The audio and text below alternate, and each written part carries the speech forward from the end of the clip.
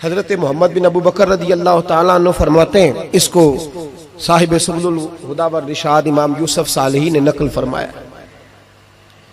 کہتے ہیں کہ میں حضور کے ساتھ ایک جنگ پہ گیا تو واپس ہم آ رہے تھے تو اس جنگ میں بڑی فتح ہوئی، 5واں حصہ مال غنیمت کا ہم نے سرکار کی بارگاہ میں نذرانہ پیش کیا تو 80 اونٹ حضور کے حصے میں بھی آئے، اتنا نفع ملا۔ واپس آ رہے تھے تو ایک جگہ شام کا وقت ہو گیا، کچھ علاقہ اچھا ملا تو حضور نے فرمایا سفر آگے نہ کرو، یہیں پڑاؤ کر لو، پتہ نہیں آگے جا کے کوئی ایسی اچھی جگہ میسر آئے نہ آئے۔ حالانکہ حضور سارا کچھ جانتے ہیں پر تعلیم امت کے لیے فرمایا یہی، کہتے خیمے لگ گئے، رک گئے، ایک ایک خیمے میں 2 4 آدمی۔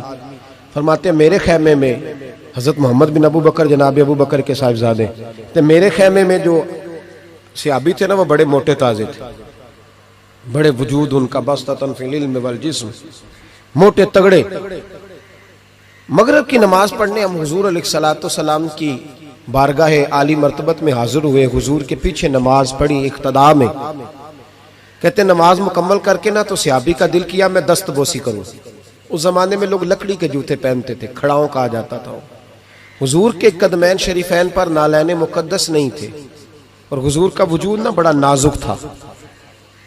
صحابہ کہتے ہیں جب دست مبارک میں ہاتھ ملاتے تھے تو حضور کا دست مبارک کستوری سے زیادہ خوشبو والا ہوتا تھا اور برف سے زیادہ ٹھنڈا ہوتا تھا۔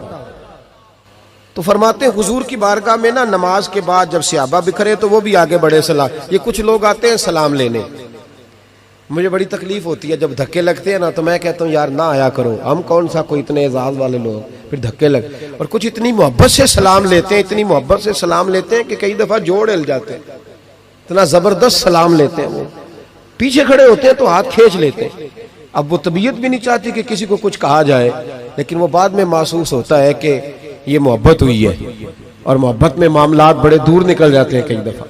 تو محبت تو اس کا نام ہے کہ محبوب کو آسانی کس بات میں ہے، محبوب کو آسانی کس بات میں ہے، محبت اس چیز کا نام، اس چیز کا نام نہیں کہ میں کیا خواہش کر رہا ہوں محبوب وہ والی کرے، نہ وہ راضی کس بات میں ہے، میں گڈی تے ہتھ ڈور سجن دے وہ جینج رکھے اونج رہنا ہے، واجب نہیں جے وچ شریعت مندہ خسم نو کہنا، بات تو یہ ہے کہ اس کو آسانی کس بات میں، عام دام برسرے مطلب۔ وہ سلام لینے کے لیے جب آگے بڑھے نا تو جوش میں دوڑ کے آگے بڑھے، حضور کے دست مبارک کو چوما، لکڑی کے جوتے پہنے تھے، حضور کے قدم مبارک پہ جوتا نہیں تھا، انہوں نے اپنے پیر سے حضور کا پیر دبا دیا۔ توجہ ہے میری بات پر؟ یہ باٹا کے جوتے پہننے والا جب کسی کا پیر دباتا ہے نا اور بندہ بھی تگڑا ہو تو ایک دفعہ سمجھ آتی ہے کہ کسی نے پیر دبایا ہے۔ تو محبوب کے دست مبارک میں چھڑی رہتی تھی، سنت مبارکہ ہے چھڑی رکھنا، عصا مبارک۔ جب اس صحابی نے پیر دبایا نا تو نبی پاک اب وہ چھوڑ بھی نہیں رہے، دیر ہو گئی، پیر پہ پیر رکھ کے کھڑے، تو تکلیف محسوس کی، سرکار نے تو چھڑی پیٹ میں چبھائی، فرمایا یار میرا پیر تو چھوڑ دے۔ اب وہ پیچھے ہٹے تو بڑے پریشان ہوئے کہ یہ مجھ سے کیا ہو گیا، کانپنے لگے، رونے لگے۔ حضور نے فرمایا کوئی بات نہیں جاؤ۔ صحابہ نے بھی ذرا گھور کے دیکھا، محبوب نیچے بیٹھ گئے، اپنا قدم مبارک دبایا۔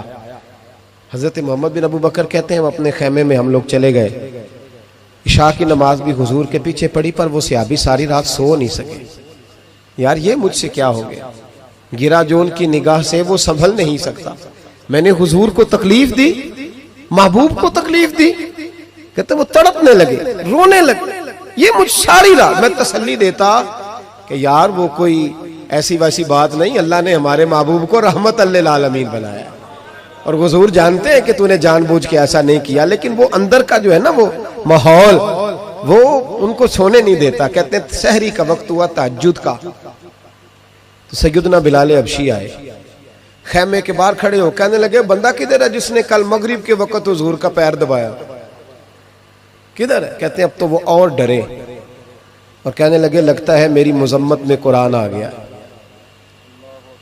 محبوب کی غیر ارادی بے ادبی بھی اللہ کو پسند نہیں، کہا لگتا ہے آیتیں آ گئی، پتہ نہیں میرے بارے میں کیا حکم آیا ہوگا، آپ اپنے ابا سے کہہ کے میری سفارش کرائیں گے، جناب صدیق اکبر سے کہیں گے، کہیں ایسا نہ ہو کہ میری دنیا بھی جائے اور آخرت بھی جائے۔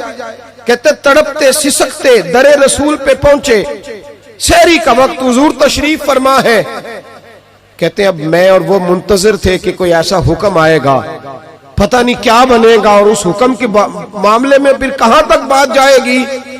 कुर्बान जाए, जब हुजूर के सामने खड़े हुए तो सारा कुछ जानने वाले महबूब ने अपनी उम्मत की तालीम के लिए फरमाया, भाई इशा के बाद ही तुझे बुलाने का इरादा हुआ था, फिर ख्याल आया कि तू कहीं सोया होगा, शहरी में लोग उठ जाते हैं तहज्जुद के लिए, इसलिए तुझे बुलाया है।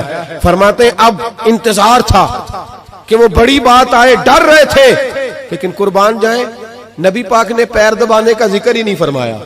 हुजूर फरमाने लगे बुलाया इसलिए है कि कल शाम मैंने तेरे पेट में छड़ी चबो दी थी, तुझे तकलीफ हुई होगी तो अल्लाह की रिजा के लिए माफ नहीं कर देता।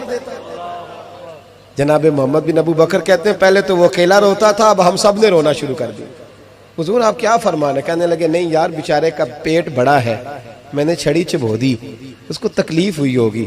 और क्या लफ्ज है हदीस में, महबूब फरमाने लगे मैं सारी रात सो नहीं सका, इसका वो दर्द। ओ भाई तो अपने अब्बा को सख्त बात कह के आके बेड पे आराम से सो जाता है, तो अपनी अम्मा को सख्त जुमला कह के वो तड़पती रहती है, उसे वो सारी रातें याद आती हैं जो उसने बेटे के लिए बेदार रह के गुजारी होती।